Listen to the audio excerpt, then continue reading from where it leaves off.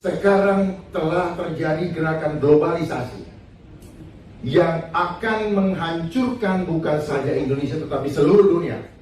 Catat ini, seluruh dunia.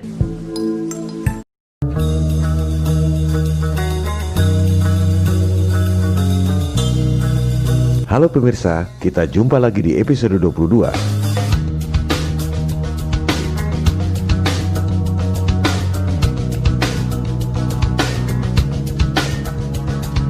Beberapa hari lalu, saya kebetulan pergi ke sebuah toko buku. Di bagian Social Sciences, saya tertarik pada sebuah buku berjudul Indonesia dalam Rekayasa Kehidupan. Di covernya, terlihat ilustrasi gambar gurita mencengkeram bumi dan Indonesia. Saya menduga gurita ini adalah simbol dari sistem yang zolim yang mencengkeram seluruh dunia. Gurita tersebut memiliki 8 kaki atau tentakel. Mungkin simbol dari 8 penjuru angin. Jadi, gurita dengan 8 tentakel ini adalah simbol dari sistem global yang mencengkram dari 8 penjuru angin. Bumi berbentuk globe, interpretasi saya adalah simbol globalisasi, penjajahan gaya baru yang dibuat oleh elit global. Di situ terlihat ada figur anak Indonesia yang dengan berani melawan sang gurita raksasa, sehingga gurita tersebut tampak ketakutan. Ini sangat senada dengan adegan film yang sering saya cuplik, David vs Goliath, Nabi Daud melawan Jalut. Bagi saya, keberanian David melawan Goliath adalah simbol dari hidup tanpa rasa takut, kecuali kepada Tuhan.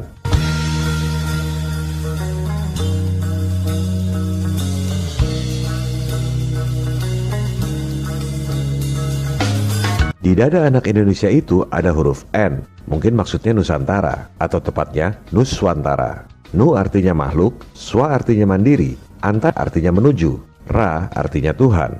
Jadi Nuswantara itu maknanya adalah manusia mandiri menuju fitrahnya sebagai makhluk ciptaan Tuhan.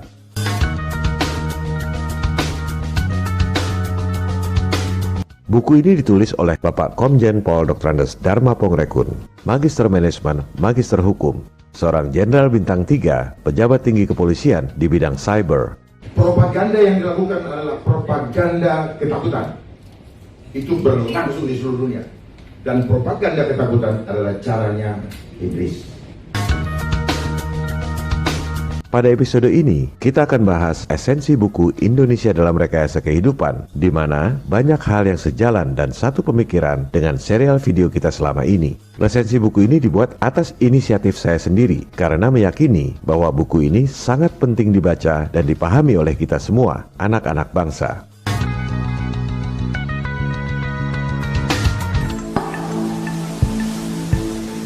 Esensi buku Indonesia dalam Rekayasa Kehidupan ini adalah tentang bahayanya globalisasi yang bertujuan untuk menghancurkan semua negara di dunia. Globalisasi ini dalam istilah saya adalah konspirasi global. Misi dari globalisasi adalah penyatuan sistem dunia yang biasa kita sebut dengan istilah One World Government. Visi dari globalisasi adalah total control. Seluruh umat manusia di dunia dikontrol secara total dalam sebuah tatanan dunia baru yang diktator dan otoriter. New World Order. Di atas globalisasi ini ada suprasistem, yaitu life engineering, rekayasa kehidupan. Istilah ini tak ada di internet. Melihat latar belakang penulis yang pernah jadi penyidik di Bareskrim, dan ketika video ini dibuat, beliau adalah seorang pejabat tinggi kepolisian di bidang cyber. Sangat mungkin Pak Jenderal memperoleh berbagai informasi dari sumber-sumber yang tak bisa kita akses. Rekayasa kehidupan ini bertujuan merubah makna dan perilaku hidup umat manusia. Anda akan dibikin jadi seperti barang atau binatang.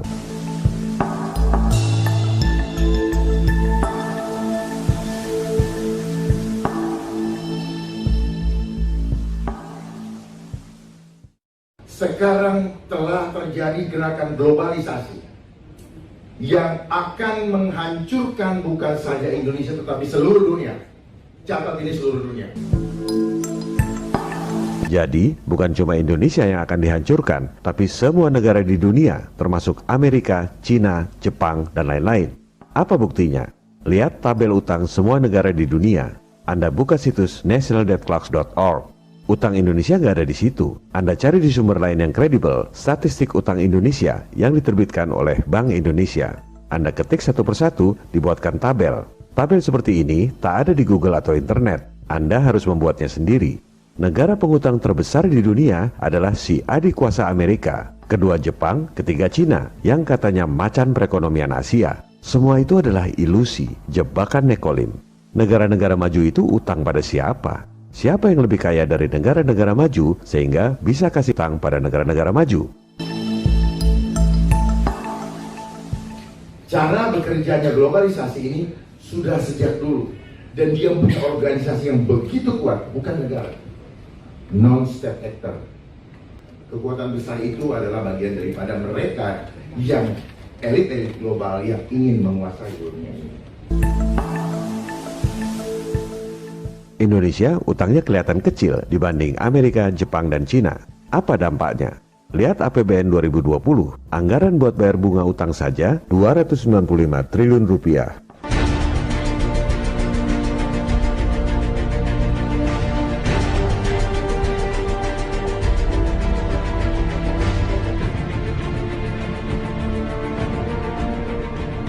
Yang bayar siapa? Anda yang bayar, lewat pajak.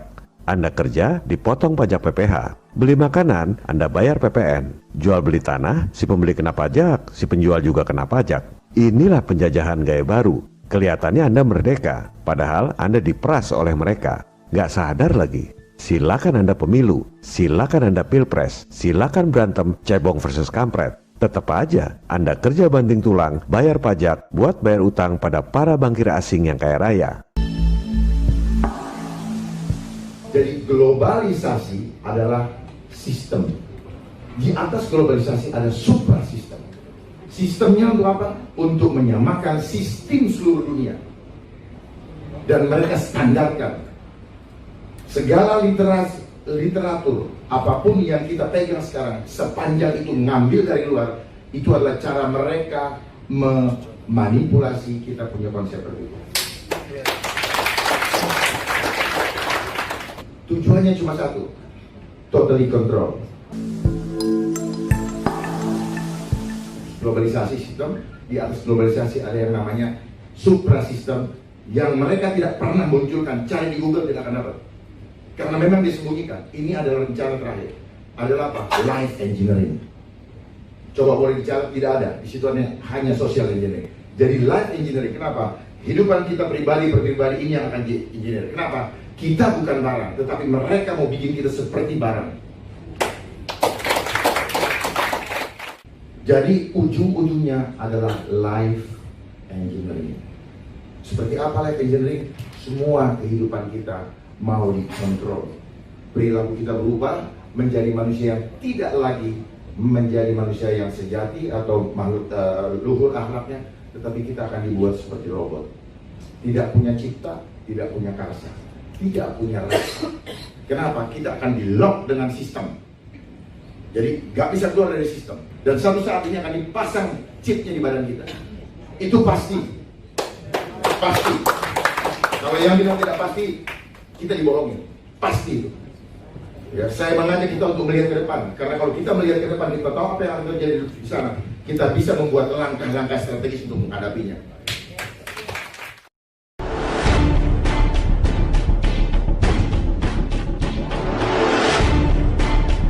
Program dari globalisasi adalah money, power, dan control population. Dengan menguasai moneter dan bisnis global, memiliki banyak uang digunakan untuk menciptakan kekuasaan di atas negara-negara di seluruh dunia yang kemudian digunakan untuk mengontrol penduduk dunia. Program Money, Power, dan Control Population dijalankan dengan strategi yang terstruktur, sistematis, dan masif.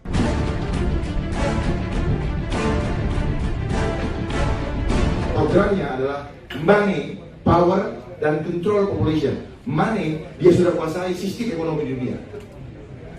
Bursa efek apa semua pokoknya diatur. Nah, kurs-kurs kita itu diatur sama mereka. Aduh, kurang asam. Jadi kita diancam-ancam. Lu gue mau turunin gak 20 ribu? Lu gue mau turunin gak gitu? Dibikin takut, ngerti gak? Duit lagi, kita jadi hutang lagi yang gak rakyat. Untuk ganjil jangan lebih dari 14 ribu misalnya.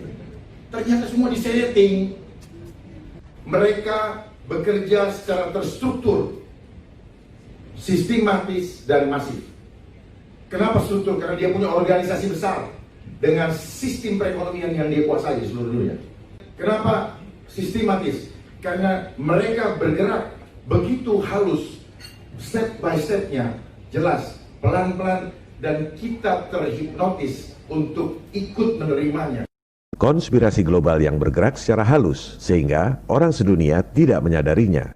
Pernyataan ini senada dengan pernyataan Presiden John F. Kennedy tentang konspirasi tersembunyi yang merugikan umat manusia sedunia.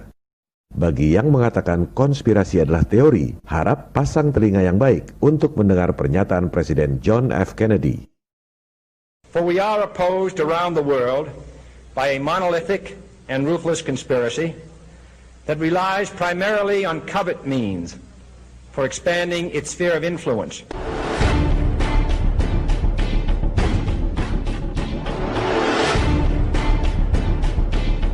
Pernyataan selanjutnya dari Pak Jenderal Dharma juga esensinya sama persis dengan pernyataan lanjutan dari Presiden John F. Kennedy. Kemudian masif, karena mereka semua bergerak di seluruh dunia, di dalam seluruh sendi kehidupan, tidak ada yang lolos. Modus operandi yang sama juga dijelaskan oleh Presiden John F. Kennedy. It is a system which has conscripted vast human and material resources into the building of a tightly knit, highly efficient machine that combines military, diplomatic, intelligence, economic, scientific, and political operations.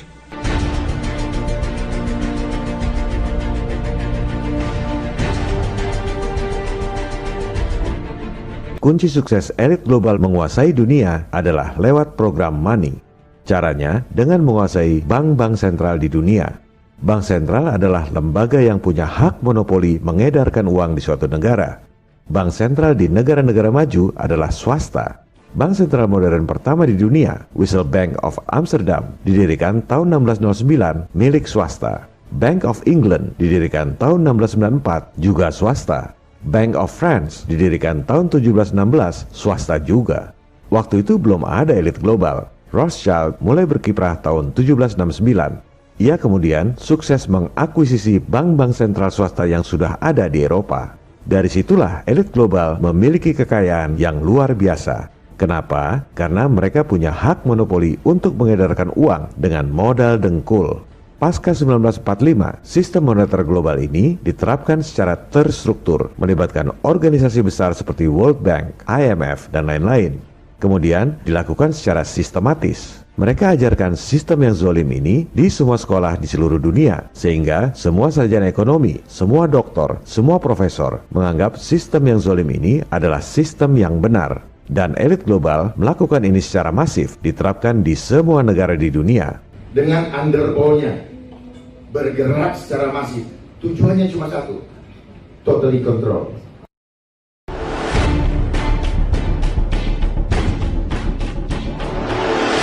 Mari kita buktikan. Silakan Anda buka laporan keuangan Bank Indonesia periode akhir tahun lalu, yaitu 31 Desember 2019. Jangan terintimidasi dengan deretan angka-angka yang banyak. Anda cukup lihat satu baris, berapa uang rupiah yang diedarkan oleh Bank Sentral. 793 triliun rupiah. Bank membukukannya di bagian liabilitas. Harus ada lawannya di bagian aset. Apa dasar Bank Sentral mengedarkan uang? Karena pendidikan di sekolah, kebanyakan orang akan bilang dasarnya adalah emas. Mari kita buktikan berapa aset emas yang dimiliki oleh Bank Indonesia. Hanya 53,4 triliun rupiah. Omong kosong kalau dibilang nyetak duit dasarnya emas. Itu aset emasnya 0 rupiah pun tetap saja bisa mengedarkan uang 793 triliun rupiah. Lantas apa dasarnya? Lihat baris di bawahnya. Dasar untuk menerbitkan uang adalah surat berharga alias bond, cash bond. The name's Bond. James Bond. Jumlahnya 2.000 triliun rupiah, surat utang tanpa jaminan.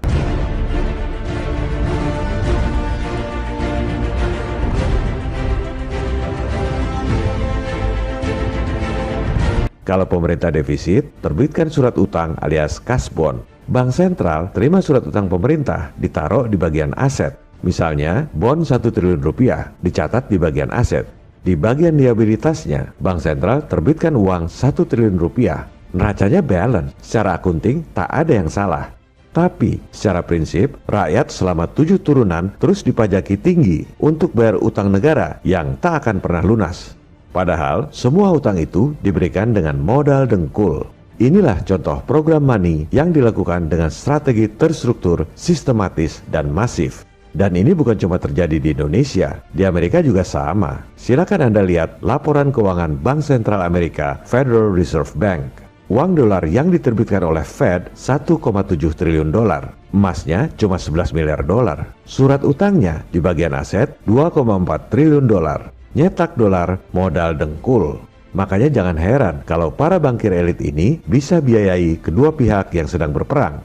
Dulu, waktu Inggris lawan Prancis, dua-duanya didanai oleh Rothschild lewat bank sentral masing-masing. Negara Inggris dan Prancis perlu duit buat perang, harus ngutang dan terbitkan bond. Bank sentral swasta terima bond di bagian aset, lalu terbitkan duit di bagian liabilitas. Modal dengkul. Begitu juga Perang Dunia I, Perang Dunia II, dan sampai sekarang dana utang akibat COVID. Semua modal dengkul.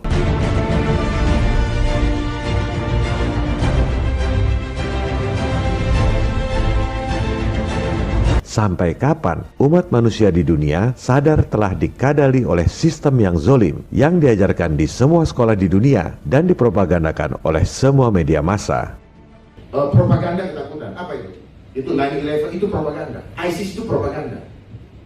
Dan teroris yang ada di dunia juga propagandanya mereka. Dan mereka gunakan itu dan ada yang dibayar. Di setting ada yang memainkan. Rakyat.